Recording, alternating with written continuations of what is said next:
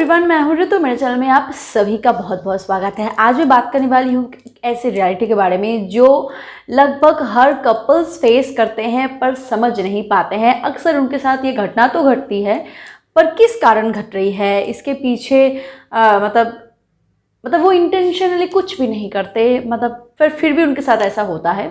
और आज मैं बताने वाली हूँ कि हस्बैंड वाइफ झगड़ा तो करते हैं पर झगड़े की वजह वो खुद नहीं होते, झगड़े की वजह उनके इन लॉस होते हैं या फिर उनके पेरेंट्स होते हैं। हाँ, सच में ये बातें सुनने में बहुत अजीब लग रही है कि कैसी लड़की है, माँ बाप के बारे में ऐसा बोल रही है, पर सच है। और स्पेशली जो न्यू कपल्स होते हैं, जो नई उनकी शादी होती है, स्पेशली जिनके अरेंज मैरिज होते हैं, उनके केस में ऐसा होता है। क्योंकि लव मैरिज के केस में क्या होता है, वो एक दूसरे को जानते हैं अच्छे से, उनके पेरेंट्स को भी जान लेते हैं। और आजकल के जो रिलेशनशिप्स होते हैं वो सबसे पहले एटलीस्ट जो मैच्योर होते हैं वो सब कुछ जान लेते ही हैं। पर जो अरेंज मैरिज होती है उनके केस में वो एक दूसरे को ही अच्छे से नहीं जान पाते, तो फैमिली को कैसे जानेंगे। ऊपर से जो दिखता है वही बिकता है, वही बात है। फिर जब शादी हो जाती है फिर धीरे धीरे ना एक दूसरे को वो समझने लगते हैं। पर क्या होता है, उनके बीच में बहुत लड़ाइयाँ होती है, बहुत झगड़े होते हैं, पर झगड़े की वजह वो खुद नहीं होते, झगड़े की वजह उनके पेरेंट्स होते हैं या फिर उनकी इन लॉस होती है। एक बात सुनने में बहुत अजीब लगेगी, खराब भी लगेगी, पर क्या होता है ना, शादी जो चीज़ है वो एक बहुत पवित्र एक रिश्ता है, एक अहम, ये बात कर सकते हो कि ज़िंदगी के सबसे जो अनमोल रिश्ते हैं हमारे लिए उनमें से एक है, सबसे अहम। और इसमें कोई तीसरे की कोई जगह नहीं, हस्बैंड वाइफ के बीच में तीसरी कोई जगह नहीं। हाँ, हस्बैंड की ज़िंदगी में वाइफ के अलावा भी बहुत ऐसे इंसान हो सकते हैं जिनसे वो प्यार करते हैं, उनके माँ बाप, भाई बहन, कोई भी हो सकता है, पर उन दोनों के बीच में कोई नहीं हो सकता। और अगर इन दोनों के बीच में कोई तीसरा कोई भी अगर आ जाता तो प्रॉब्लम हो सकती है। क्या होता है कि शादी के बाद सबके माँ बाप चाहते हैं कि उनकी बेटी या फिर उनका बेटा खुश रहे, पर क्या होता है, बहुत बार उनके पेरेंट्स जो होते हैं जानबूझ के, मैं नहीं बता रही हूँ कि वो लोग जानबूझ के ही करते हैं, जो जानबूझ के करते हैं, पर बहुत सारे पेरेंट्स ऐसे भी होते हैं जो अनजाने में कुछ ऐसे काम करते हैं, कुछ ऐसी बातें बताते हैं, कुछ ऐसे वो उनका बिहेवियर ऐसा होता है ना जिनसे कपल्स के बीच में झगड़े हो जाते हैं। एज लाइक के शादी के बाद अगर नई शादी हुई है तो जाहिर सी बात है कि नई शादी होने के बाद हस्बैंड वाइफ को एक दूसरे को समझने में काफ़ी वक्त लग जाता है। एक दूसरे की पसंद नापसंद, उनका बिहेवियर, उनका नेचर, सारी चीज़ें, उनका लाइफ स्टाइल तक एक दूसरे को हर चीज़ में समझने के लिए टाइम लग जाता है। और अक्सर क्या होता है ना, उनके पेरेंट्स जो होते हैं वो, जैसे लड़के के जो माँ बाप है, वो अपने बहू को अपनी बेटी या फिर अपनी दूसरी बहू के साथ डायरेक्टली कंपेयर करना, या फिर लड़की के माँ बाप अपने बेटे या फिर दूसरे सन इन लॉ के साथ इनका कंपेयर करना, तो ये क्या होता है ना, वो लोग बहुत ज़्यादा अनकंफर्टेबल हो जाते हैं। हो सकता है कि ऐसी कोई बात बताते कि तुम ऐसे हो, मेरा दूसरा जो जमाई है वो ऐसा है, या फिर तुम ऐसी हो, मेरी बेटी ऐसी है, मेरी बहू ऐसी है। तो ये जो कंपैरिजन होते हैं ना, सारे जो पर्सन होते हैं वो एक्सेप्ट नहीं कर पाते। हो सकता है कि डायरेक्टली जमाई के मुंह पे बता दिया कि तुम्हारे घर का माहौल ऐसा है, देखो मेरे घर का माहौल कैसा है, डायरेक्टली कंपेयर करना। इस एक्चुअली क्या होता है, शादी के बाद बहुत सी चीज़ें होते हैं जो ऑटोमेटिक एडजस्ट हो जाती है, और कुछ ऐसी चीज़ें हैं जो एडजस्ट हमें करनी पड़ती है, तो उसके लिए टाइम लगनी ज़रूरी है। पर बहुत बार पेरेंट्स ये चीज़ें नहीं समझ पाते, वो चाहते हैं कि फटाक से सारी चीज़ें हो जाए और मेरी बेटी एकदम 2 दिन में सेटल हो जाए या फिर मेरा बेटा 2 दिन में सेटल हो जाए। ऐसा नहीं होता। और इससे क्या होता है ना, दोनों को ही ईगो पे ठेस पहुंचती है कि मेरी मम्मी के बारे में ऐसा बोल दिया, या फिर मेरी मायके के बारे में ऐसा बोल दिया, या फिर मेरे बारे में ऐसा बोल दिया, ऐसा कैसे बोल दिया। तो ये सब चीज़ें होती है जो ईगो को हर्ट करती है और वो दोनों झगड़ते रहते हैं। दूसरी चीज़ होती है कि ये तो हमारा रूल है शादी के बाद कि लड़कियां शादी करके लड़कों के घर पे आती है और लड़के के जो माँ बाप होते हैं उन्हें अपना बना लेती है, सबको, सारे रिश्तेदारों को अपना बना लेती है। पर वही माँ बाप, वही रिश्तेदार अगर बात पे उस लड़की को ताना दे, खड़ी खोटी सुनाए, उसके माँ बाप के बारे में उल्टी सीधी बात कहे, तो इसका जो पूरा असर होता है ना वो उन दोनों के रिश्तों पे पड़ता है। क्योंकि हो सकता है कि लड़की डायरेक्टली उसके माँ बाप को कुछ नहीं बोल पा रही है कि आप ऐसा मत कहो या फिर कुछ और, तो वो क्या होता है वो जो भड़ास है पूरी की पूरी निकलती है बेचारे हस्बैंड के ऊपर।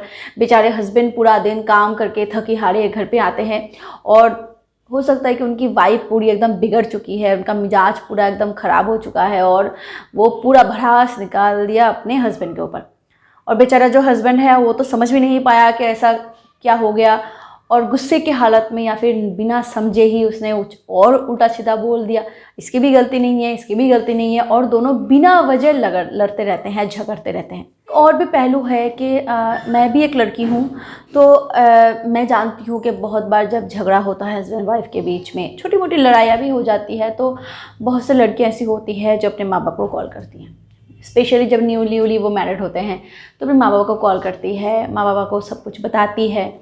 अब क्या होता है ना, माँ बाबा को सब कुछ जब बताती है, जब वो दुख में होती है तो वो समझ नहीं पाती कि वो बातों को कैसे एक्सप्रेस कर रही है, वो कैसे बातों को बता रही है। हो सकता है कि इतनी बात सीरियस नहीं थी, मुद्दा इतना सीरियस नहीं था, और उसको बहुत लग गई बात और उसने अपने माँ बाप को ऐसे बता दी। अब क्या हुआ ना, माँ बाबा को समझनी चाहिए कि बेटी जो बोल रही है उसकी गहराई क्या है, बेटी जो बोल रही है उसमें सीरियसनेस कितना है, और बात जो है वो कितनी हद तक सच है, कितनी हद तक वो गलत है। हो सकता है कि जो लड़की थी वो सिर्फ़ और सिर्फ अपनी तरफ से ही बात को बयां की, सारी बातें नहीं बताई, और बिना सोचे बिना समझे वो माँ बाप क्या करते हैं, उस मुद्दे को और ज़्यादा बढ़ा देते हैं। हाँ, मेरी लड़की को तुमने ऐसा बताया, मेरी लड़की को ऐसा बताया, मेरी लड़की को ये सारी चीज़ों की आदत नहीं है, ये नहीं है, वो नहीं है। क्या होता है, बहुत से लड़कियां होती हैं कि कामकाज नहीं करती, स्पेशली आज के जनरेशन में खाना पकाना, घर के काम करना वो नहीं करती। शादी के बाद सारी चीज़ें सीख लेती हैं। तो इस दौरान अगर कुछ चीज़ें हो गई, कुछ बातें हो गई, तो आप अपनी बेटी को समझाने की जगह, वो क्या करता है, अपनी बेटी को समझाने की जगह समझने से बहुत से मुद्दे का सल्यूशन निकल आता है। बहुत सी होती है जो बातें सुन के और सुना के मुद्दा सॉल्व हो जाता है, पर उन्होंने ऐसा नहीं किया कि चलो अब जमाई को पूछ लेते हैं कि क्या हुआ, या फिर उनके घर वालों को फ़ोन करके पूछ लेते हैं क्या हुआ, बेटी रो रही थी तो कुछ ऐसा हुआ है। तो आप ऐसे ना करके आप अपने क्या कर रहे हो, अपनी बेटी को भड़का रहे हो, या फिर जमाई को कॉल करके पूछने की जगह उनको ऐसे बता रहे हो कि हाँ मेरी लड़की ऐसे नहीं की, कभी ऐसे नहीं की, कभी ये नहीं की, कभी वो नहीं की। और हो सकता है कि मुद्दा सुलझने की जगह और ज़्यादा उलझ गया। तो एज अ पेरेंट वो प्रॉब्लम को सॉल्व कर सकते थे, उन्होंने प्रॉब्लम को और ज़्यादा बढ़ा दिया, और ये हस्बैंड वाइफ जैसे झगड़ रहे थे और ज़्यादा झगड़ रहे हैं।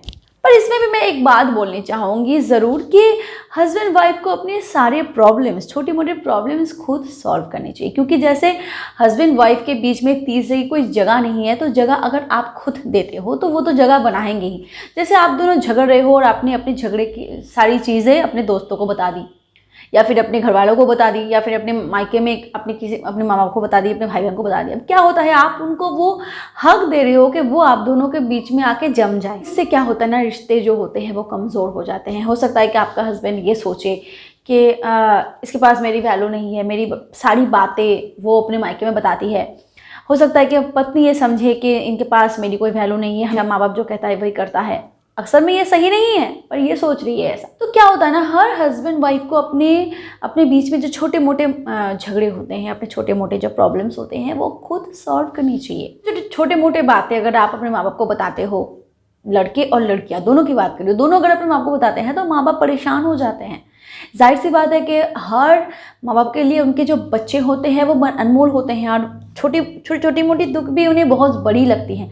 और स्पेशली नई नई शादी के बाद तो वैसे ही लड़की के माँ बाप परेशान हो जाते हैं कि नई जगह है, नई माहौल है, कैसे एडजस्ट करेगी, कर भी पाएगी कि नहीं पाएगी। और इसमें अगर आप बात पे छोटी मोटी झगड़े नोक झोंक हो रही है और आप माँ बाप को बता रहे हो, मैं नहीं कह रही हूँ कि माँ बाप को नहीं बतानी चाहिए, पर आप समझो कि कौन सी बातें अपने माँ बाप को बतानी चाहिए। हर बात अगर आप अपने माँ बाप को बताते हो तो इससे क्या होता है ना, इससे क्या होता है, माँ बाप बहुत परेशान हो जाते हैं, और परेशानी में सारे माँ बाप एक ही जैसे रिएक्ट करें ज़रूरी नहीं। क्या होता है, अगर आप एक ही काम बार बार रिपीट करते हो, एक ही आप हफ्ते में 4 बार अगर माँ बाप के पास शिकायत करते हो, तो माँ बाप यही सोचेंगे कि आप खुश नहीं हो, और इससे मुद्दा और उलझ जाता है। व्यूअर्स, आपके एक्सपीरियंस क्या है? अगर आप भी शादीशुदा हो, क्या आपके साथ भी ऐसा कुछ हो रहा है, तो मुझे कमेंट बॉक्स में ज़रूर लिख के बताइएगा, और आपकी वीडियो के बारे में क्या राय है वो मुझे ज़रूर बताइएगा। Thank you so much for watching my video. Keep watching and keep healthy.